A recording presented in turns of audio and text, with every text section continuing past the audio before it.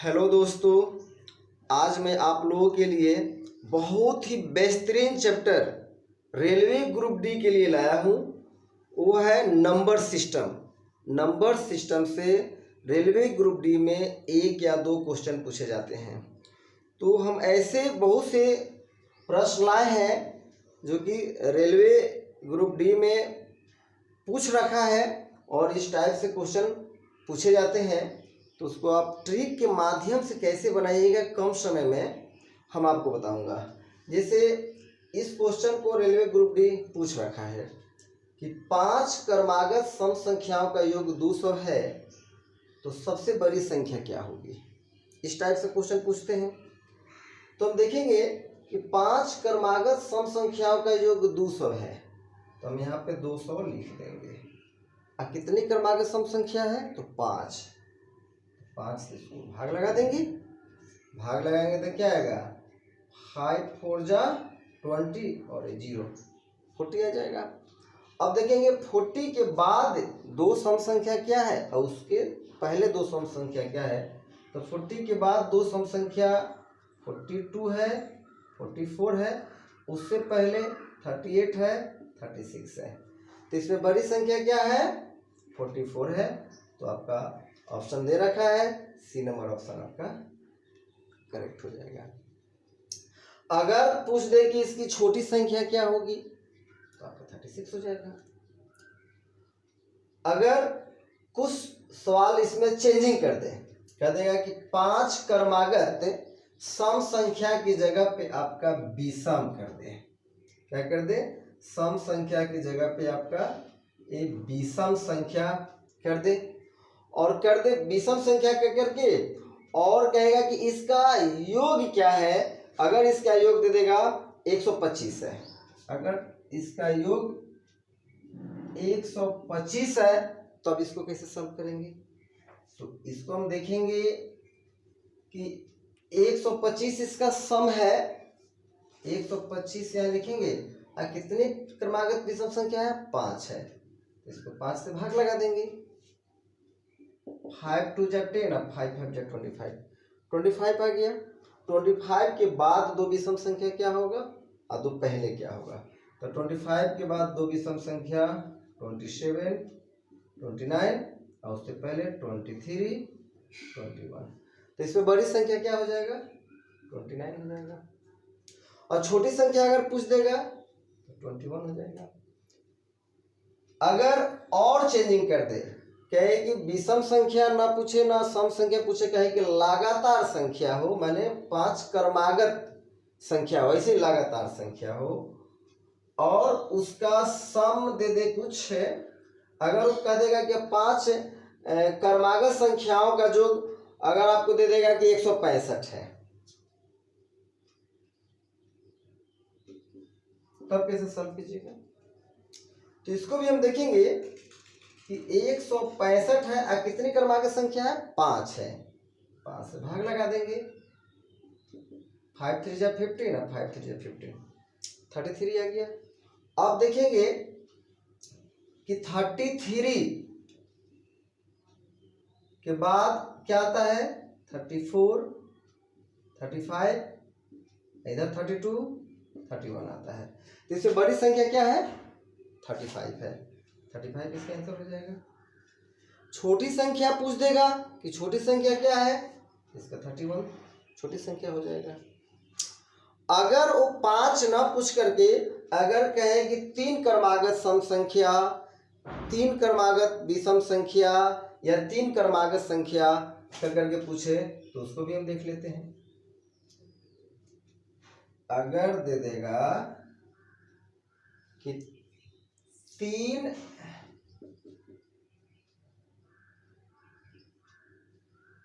क्रमागत सम संख्याओं का जो अगर 150 है, मान लीजिए 3 क्रमागत सम संख्याओं का योग 150 दे दे, तब कैसे इसको बनाइएगा। तब हम देखेंगे कि 150 में कितनी क्रमागत सम संख्या है, 3 है। 3 से भाग लगा देंगे, कितना आ जाएगा, 50 आ जाएगा। अब 50 के बाद एक सम संख्या, 50 से एक पहले सम संख्या, तो 50 के बाद 52 और उससे पहले 51, तो इसकी बड़ी संख्या क्या हो जाएगा? 52 हो जाएगा। अगर वो पूछ दे कि छोटी संख्या क्या होगा, 51 कर दीजिएगा।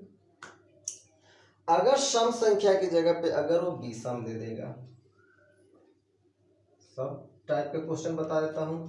अगर वो लगातार 3 क्रमागत विषम संख्या दे देगा और कह देगा कि अगर उसका योग 249 है, अगर उसका योग 249 है और ये क्या है?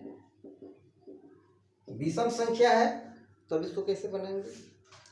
तो इसको हम देखेंगे 249 में कितनी क्रमागत विषम संख्या है? 3 से भाग लगा देंगे। क्या लगा देंगे? 249 है तो 3 से भाग लगा देंगे, तो 3 8 जा 24 और 3 3 जा 9, कितना आ गया? 83 आ गया।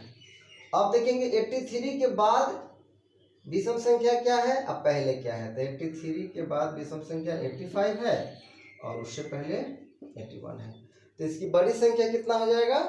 आपका 85 हो जाएगा। अगर आपसे छोटी संख्या पूछ देगा तो 81 हो जाएगा। ये विषम हो गया।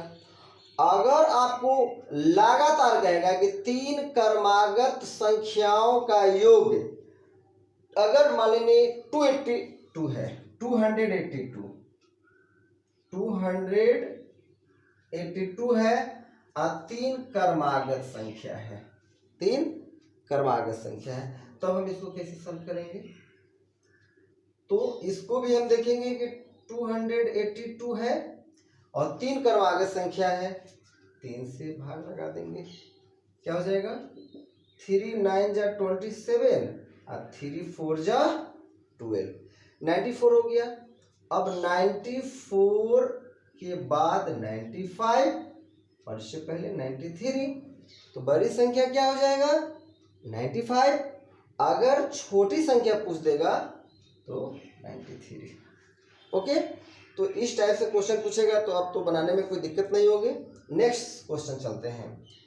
इस सवाल को भी रेलवे ग्रुप डी ने पूछ रखा है कि निम्नलिखित में से कौन सी संख्या 9 द्वारा विभाज्य है? तो ऐसे तो रूल होता है 9 का विभाज्य का कि जो दिए हुए संख्या है उसके अंक को जोड़ेंगे और जोड़ने के बाद अगर उसका सम जो आता है अगर वो 9 से डिवाइड होता है तो पूरी संख्या 9 से डिवाइड हो जाएंगे। लेकिन हम उतना जोड़ेंगे नहीं, ट्रिक के द्वारा हम बताते हैं। पहले हम देखेंगे कि 5 और 1 6 और 6 कट गया, बचा 1 और 2, तो 1 + 2 3 आते हैं। 3 तो 9 से कटते नहीं है, तो आंसर होगा ही नहीं। इसको चेक करते हैं, 9 है तो देखिए 4 और 5 9 और 9 ये कैंसिल हो गया। अब बचा 8 + 4 12 होते हैं, तो 12 तो 9 से विभाज्य होता नहीं है, ये भी संख्या विभाज्य नहीं होगा, तो ये भी कैंसिल हो गया। इसको देखेंगे, इसमें हम देख लेंगे हम लोग कि 3 और 6 9 होता है, ये 9 कट जाएंगे। अब बच गया 4 + 5 9, 9 9 से विभाज्य होते हैं, इसलिए पूरी संख्या 9 से विभाज्य हो जाएंगे, इसलिए ऑप्शन नंबर सी आंसर हो जाएगा। जब ऑप्शन सी आंसर आ गया तो डी चेक करने की आवश्यकता नहीं है, समय बर्बाद करने से कोई फायदा नहीं है। अब नेक्स्ट क्वेश्चन देखते हैं कि 7 to the power 19 - 1 किससे विभाज्य होगा? ऑप्शन दे रखा है 7 21 6 49। तो इस सवाल को भी रेलवे ग्रुप डी ने पूछ रखा है, तो हम देखेंगे कि ये पावर इवेन में है कि ऑड में है। अगर 7 के पावर इवेन में रहेगा, अगर पावर इवेन में रहेगा तो इसका छोटा रूप 2/4 इसका छोटा रूप होगा, 2/4। अगर पावर ऑड में होगा तो इसका छोटा रूप 1/3 होगा, छोटा रूप। तो देख रहे हैं कि 7 के पावर 19 है तो ऑड नंबर है, तो और नंबर है तो इसका छोटा रूट क्या हो जाएगा, 1/3 हो जाएगा, यानी कि 7 की पावर 1 और -1। तो 7 के पावर 1 तो 7 और 7 - 1 6। तो ऑप्शन नंबर सी इसका आंसर होगा। तो दोस्तों आप बने रहिए लगातार ऐसे ही सवाल के लिए। आप मेरे चैनल को सब्सक्राइब कर दीजिए और बेल आइकन को प्रेस कर दीजिए ताकि अगला वीडियो का नोटिफिकेशन सबसे पहले आपको मिले। और फिर मिलते हैं ऐसे ही सवालों के साथ अगले वीडियो में। धन्यवाद।